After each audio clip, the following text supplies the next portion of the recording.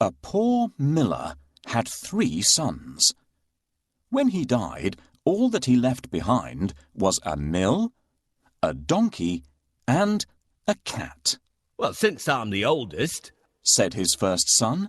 "I'll take the mill." The second son quickly added, "And I'm next. I'll take the donkey." They looked at their younger brother, Marquis. "How lucky you are! You shall have the cat," the brothers said, and laughed out aloud. The poor fellow shook his head as his brothers left. It was not fair at all. "My brothers can make a fine living with a mill and a donkey, but what about me? I'm stuck with Puss," said Marquis, wringing his hands in despair. Puss had been listening. He stretched and yawned loudly.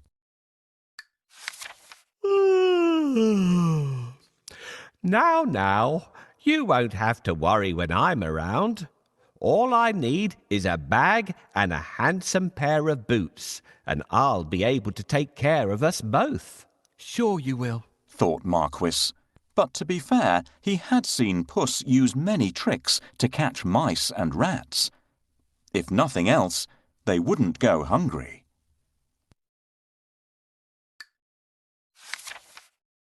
"Our father left us some property in his will. I can't help thinking that it's been divided unfairly. Do you remember what I got? Father has left me this cat.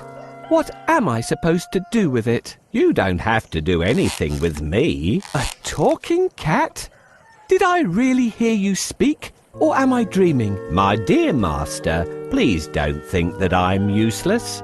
Just wait and see what I do, and you'll be happy that I belong to you." "How can I be happy when I've only got a cat and nothing else?" "You will understand soon.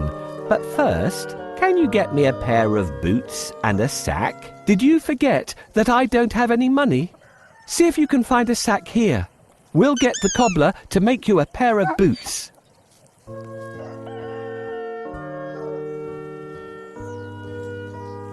"Thank you. That's exactly what I need. Now that we have the sack, let's go and get a pair of boots from the cobbler." "Found a sack? You're a smart fellow. Come, we'll go and see the cobbler.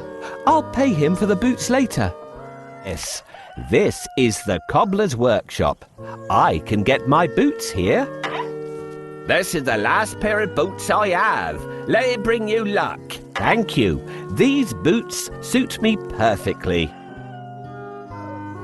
Soon the cat was given his own pair of boots and the new bag that he had asked for. The boots fitted him perfectly, and he looked very smart.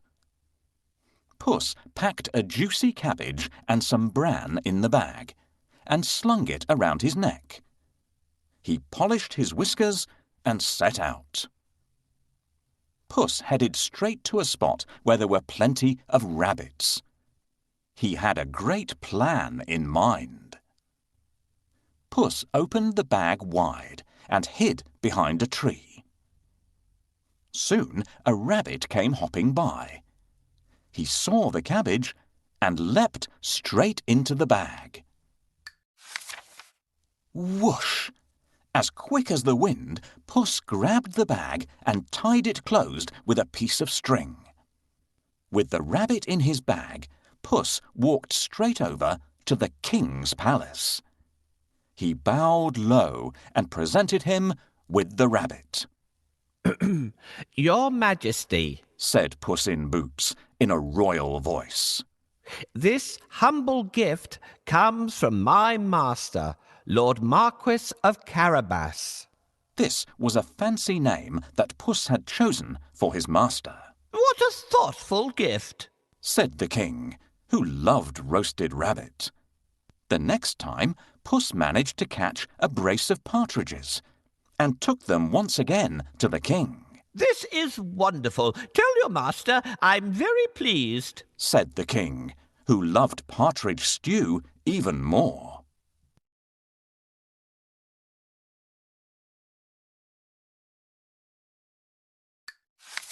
This went on for 2 months. Puss was becoming an expert at catching game, and the king was getting plumper.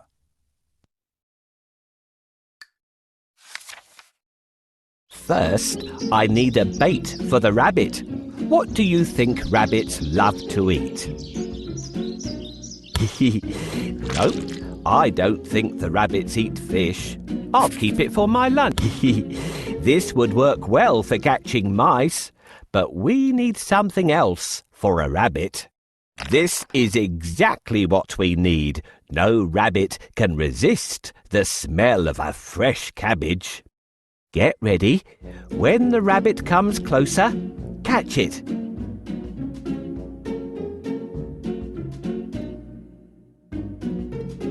Hush!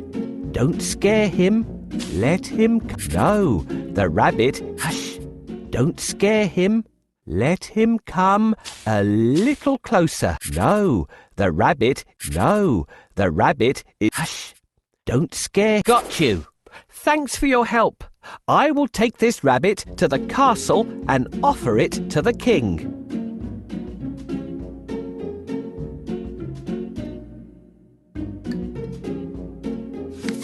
Puss knew a lot of things. He was such a clever cat. For instance, he knew just when and where the king would be out riding in his carriage with his daughter. I think that the Marquis and I should go out for a walk today, thought Puss one sunny Saturday. Puss took Marquis down to the riverside and spoke to his master. Today could be your lucky day. If things go to plan, you'll make a fortune, said Puss. Clip, clop, cling, clang. Puss heard the sound of a carriage approaching. They both looked into the distance. It was the king's carriage. What should I do? Marquis asked, ready to obey. He had grown happier with the food Puss brought in every day. Go and bathe in the river. I'll take care of everything else, said Puss. Is that all? Cried Marquis. He pulled off his clothes and jumped into the river at once. Splash! Quickly, Puss hid his master's clothes behind a rock. Help! My master is drowning! Somebody save him! Puss wailed. He was trembling from head to foot. The king recognized Puss at once. He remembered all the lovely meals he had enjoyed thanks to the cat. The king jumped out of his carriage. Go and save him, quickly, the king said to his servants. Puss said to the king, Your Majesty, some nasty thieves have stolen my master's clothes. Is that so? Don't worry. I'll find a suit for him, said the king. He ordered one of his servants to fetch some fine clothes. Soon Marquis was pulled out of the water, and the king's servant handed over a handsome suit for him to wear. As soon as Marquis put on those clothes, he looked just like a prince. He stood tall and handsome, and smiled shyly at the princess. Surprise, surprise, the princess fell head over heels in love with Marquis. Master, I have a great idea. All you need to do is go and bathe in the river. I will take care of the rest. Well, all right. That's easy. While he's bathing, I need to hide his clothes. Can you think of a good place to hide them? Yes, this is a good place to hide them. The first task is done. We should wait for the king now. Can you see the coat? Your Majesty, please help!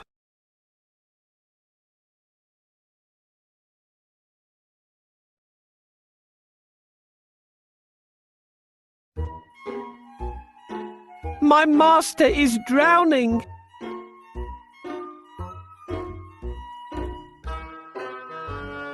Hurry up!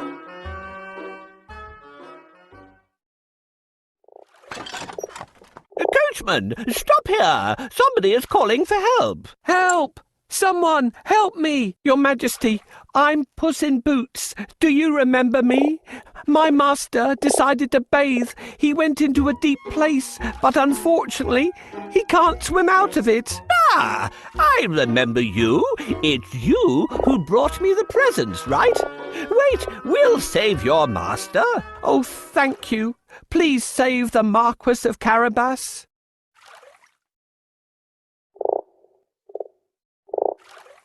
I wish I could save your master, but I can't swim. Lackey, hurry up! I must pull him out quickly, but I need a stick. Where will I find one? No, this is not a stick either. This is exactly what I want. Thank you for your help.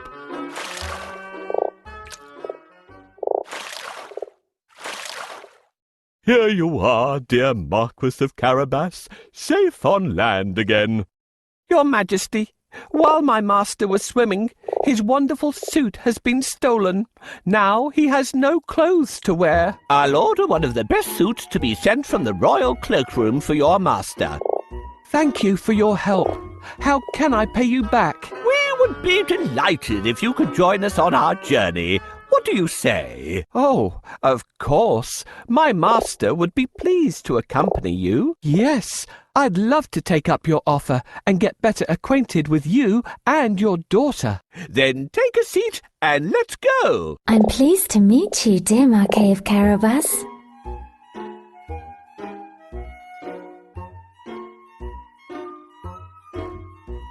Oh, of course. My master would be pleased to accompany you. Yes, I'd love to take up your offer and get better acquainted with you and your daughter. I'm pleased to meet you, dear Marquis of Carabas. Yes, I'd love to take up your offer and get better. Puss grinned. Things were going just as he had planned. But he had more work to do. If you will excuse me, I'll go and make suitable arrangements to receive our king at the castle. Puss said. Marquis was puzzled because he didn't live in a castle. But he kept quiet.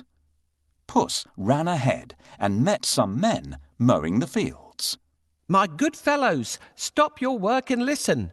The king is coming this way, and you are all in grave trouble. The only way to save yourselves is to say that these fields belong to the Lord Marquis of Carabas. Puss announced.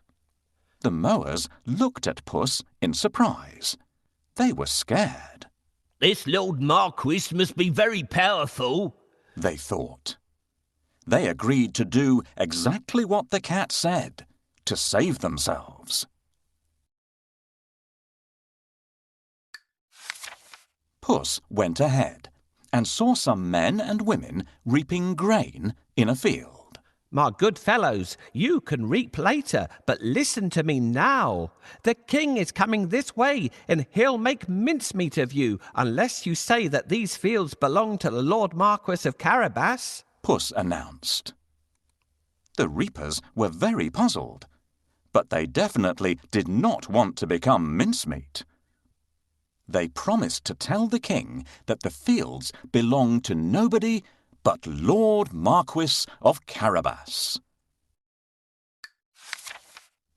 Puss went ahead and warned everybody to tell the king that the land belonged to Lord Marquis. The people thought that it wouldn't be right to mess with Lord Marquis. They decided to do exactly what the cat asked. But Puss had still more work to do. Huff, puff. He ran all the way until he reached a huge castle. Can you guess whose castle it was? Yes. The castle and all the lands belonged to a fierce and powerful ogre. But Puss was not scared of the ogre. He knocked at the castle door. Blim, blam. 2 guards opened the door. I'd like to pay my respects to your mighty master, said Puss. The guards knew that the ogre loved anybody who admired him. So they let Puss in at once. Puss bowed low to the ogre. I have heard much about your great powers. Is it really true that you can transform yourself into any animal you wish? Asked Puss. Even a lion? Watch me, Said the ogre. Right before Puss's eyes, he transformed himself into a mighty lion. He roared so fiercely that Puss sprang up the curtains in fright.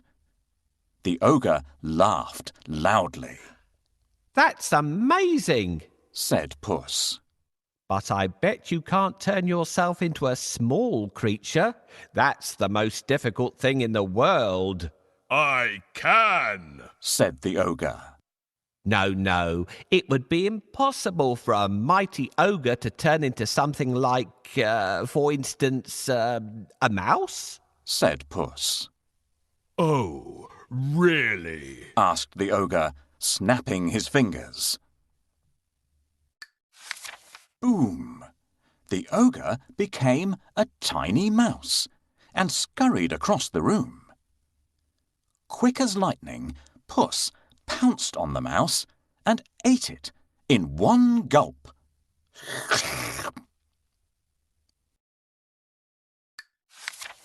Puss licked his lips. He clapped his hands 3 times and summoned all the people living in the castle. The ogre is no more. Puss announced. Will you accept Lord Marquis of Carabas as your master? He is kind and just, good and generous. The guards, maids, cooks, servants, and everyone else in the castle looked at Puss in surprise. But they nodded at once. They had never really liked the ogre anyway. Puss ordered everyone to prepare a feast for Lord Marquis and his very special guest, the king himself. The coach with the king, the princess, and my master will be here soon. I have to wake up the ogre right away.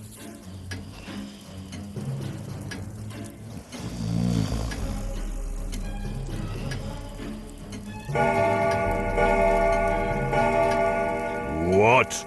Who woke me up? What are you doing here, cat? How dare you disturb me? I have heard that you are a master of magic and can turn into any animal. Is that true? That's true indeed. I can prove it if you have any doubt. I would like to see. Can you do it? A lion, please. No problem.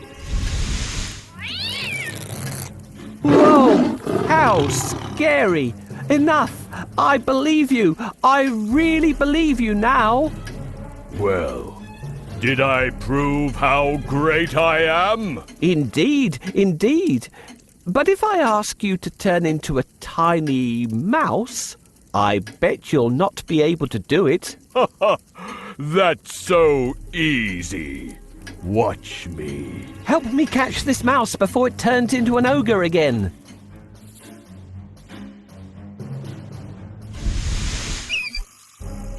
Hooray! Now my master owns this castle. And handsome. I'm the one and only Puss in Boots.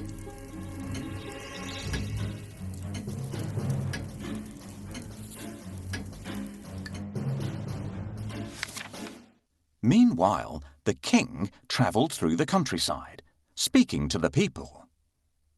He was very surprised to learn that almost all the land around him belonged to the young man by his side. When the king's coach finally reached the castle, Puss ran out to welcome them. Welcome to our humble abode. Puss said to the king. The king gulped. The castle was bigger and even more stunning than his own. Puss led them straight to the huge dining hall. The table groaned with the weight of roast chicken, rabbit stew, mince pies, smoked duck, and hundreds of other dishes. The king was in seventh heaven. After eating the great feast and sipping the finest wine he had ever tasted, the king said, "My dear Lord Marquis, I'd be delighted if you would marry my only daughter." Marquis. Meanwhile, the king. Marquis smiled at the princess.